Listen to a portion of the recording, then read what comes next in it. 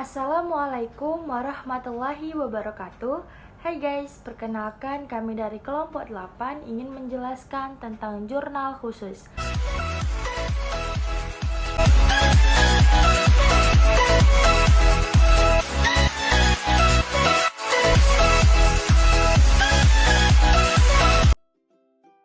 Pengertian jurnal khusus. Jurnal khusus adalah jurnal yang digunakan untuk mencatat transaksi-transaksi keuangan yang sejenis dan seringkali terjadi sesuai dengan urutan waktu terjadinya. Jenis-jenis jurnal khusus. 1. Jurnal khusus pembelian. Jurnal khusus pembelian ini berfungsi sebagai pencatatan transaksi pembelian yang dilakukan perusahaan ketika adanya transaksi secara kredit. Dari keterangan di atas, maka pencatatan jurnal khusus pembelian adalah sebagai berikut. 01 Juni, pembeli membeli perlengkapan toko secara kredit dari toko Abadi seharga 200.000. 9 Juni, membeli perlengkapan toko secara kredit dari toko Surya seharga 300.000. Contoh jurnal khusus pembelian periode Juni 2021. Tanggal 1 Juni 2021, keterangan toko Abadi, debit perlengkapan 200.000, kredit utang dagang 200.000. Juni tanggal 9 2021, keterangan toko Surya, debit atau perlengkapan 300.000, kredit utang dagang 300.000, jumlahnya 500.000. Selanjutnya adalah jurnal pembelian. Jenis jurnal khusus yang kedua adalah jurnal penjualan, di mana jurnal ini berfungsi sebagai pencatatan transaksi penjualan barang dagang atau jasa suatu perusahaan yang biasanya dilakukan secara kredit, sehingga bisa dilihat sebagai berikut contoh dari jurnal khusus penjualan. Pada tanggal 9 Juni menjual barang ke toko Persada dengan harga 700.000 dengan syarat pembayaran 2/10 N/30 dengan nomor faktur 006.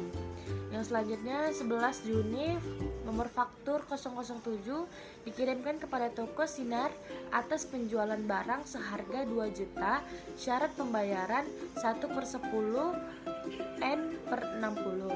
Dapat kita lihat pada tabel berikut. Pada tanggal 9 Juni nomor faktur 006, keterangan toko Persada, syarat pembayaran 2/10 N/30, terletak di piutang debit 700.000 dan penjualan kredit 700.000. Pada tanggal 11 Juni nomor faktur 007, keterangan toko Sinar, syarat pembayaran 1/10 N/60, jumlah piutang 2 juta terdapat di debit dan penjualan 2 juta terdapat di kredit. Dapat dijumlahkan hasilnya 2.700.000 di debit dan 2.300.000 di debit. Selanjutnya adalah jurnal khusus penerimaan kas. Jurnal ini juga disebut sebagai buku kas masuk. Fungsinya adalah sebagai buku pencatatan transaksi seperti transaksi penerimaan uang, penjualan tunai, penerimaan piutang, dan lain sebagainya. Contohnya, pada 9 Juni terdapat penjualan barang secara tunai kepada toko Sejahtera seharga 500.000. Pada tanggal 12 Juni diterima dari toko bangunan sebuah pelunasan faktur pada tanggal 5 Juni sebesar 500.000 dengan potongan tunai 2%. 21 Juni perusahaan mendapatkan pinjaman uang dari bank laku sebesar 3 juta. Dapat kita lihat pada tabel di bawah ini. Pada tanggal 9 Juni 2021, keterangan penjualan tunai, debit di kas sebesar 500.000 dan kredit di penjualan sebesar 500.000. Selanjutnya pada tanggal 12 Juni 2021, keterangan toko bangunan, debitnya terletak di kas 400.000 dan pos penjualan 10.000, kreditnya di piutang 500.000. Selanjutnya pada tanggal 21 Juni 2021, keterangan peminjaman bank, debitnya terdapat di kas sebesar 2.500.000. dan kredit pada akun lain 2.500.000. Setelah itu dapatlah jumlah debit di kas 3.400.000, debit di pos penjualan 10.000, kredit piutang 500.000, kredit penjualan 500.000, kredit akun lain 2.500.000. Jenis jurnal khusus yang terakhir adalah jurnal khusus pengeluaran kas. Jurnal ini akan mencatat seluruh transaksi secara tunai dengan rinci. Adapun jenis transaksi yang termasuk dicatat dalam jurnal pengeluaran kas adalah transaksi pembelian secara tunai, pelunasan utang, retur penjualan, pembayaran beban, dan pengambilan uang tunai untuk pribadi.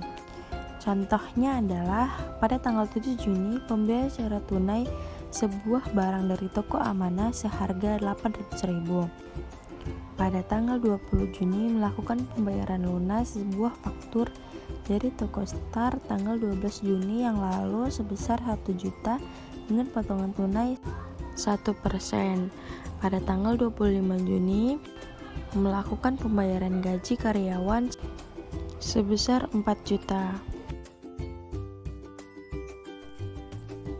Manfaat jurnal khusus. Manfaat dari jurnal khusus ada 3. 1. Pembagian pekerjaan. 2. Memudahkan postingan akun buku besar. 3. Pengendalian internal. 1. Memudahkan pekerjaan.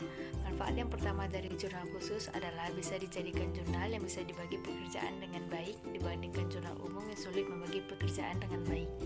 2. Memudahkan postingan akun buku besar.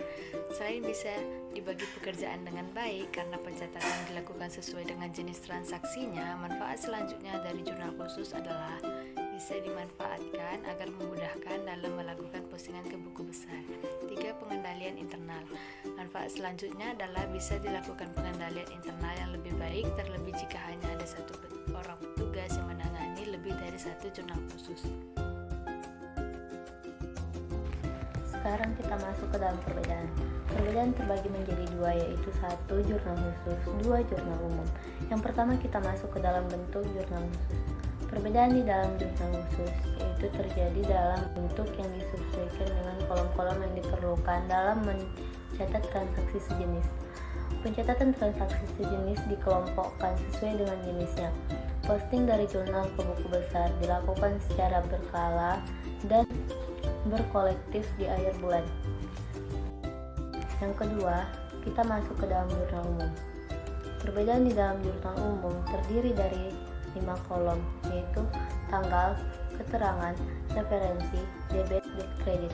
Postingan dari jurnal ke buku besar dapat dilakukan langsung setiap terjadi transaksi. Pencatatan ini dilakukan secara dengan kronologis.